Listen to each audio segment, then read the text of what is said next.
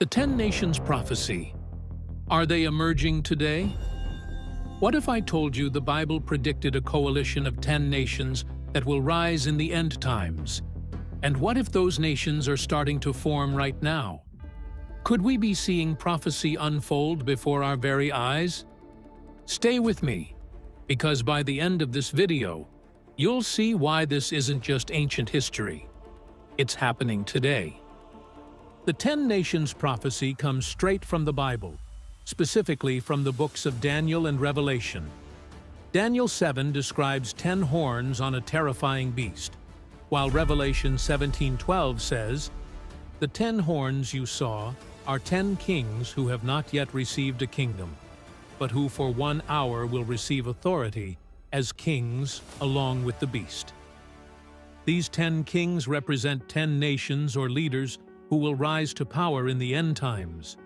They'll work together under the Antichrist, creating a global system that ultimately defies God. But here's the big question.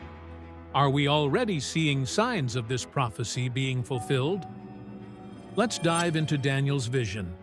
In chapter 7, Daniel sees 4 beasts, each representing a kingdom. But the final beast is different. It's more powerful, more terrifying, and it has 10 horns. These horns symbolize 10 future kings or nations. But that's not all. In Revelation 17, the Apostle John also sees 10 horns, and these horns align with Daniel's vision. Together, they paint a picture of a future coalition, a group of 10 leaders who will rise together during the end times.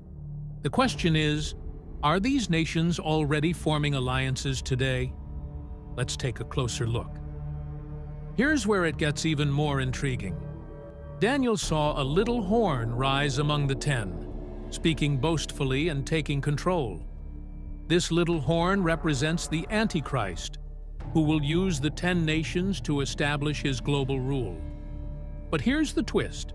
While the 10 nations may seem unified on the surface, they're actually fragile, like iron mixed with clay in Nebuchadnezzar's statue from Daniel 2. Could this fragility be the key to identifying these nations today? Stick around, because we're about to connect some major dots. Let's take a deep breath here, because this is where things start to get real. We've talked about the prophecy and the imagery in Daniel and Revelation, but what about our world today? Could these 10 nations already be forming alliances under our noses? Let's connect some dots.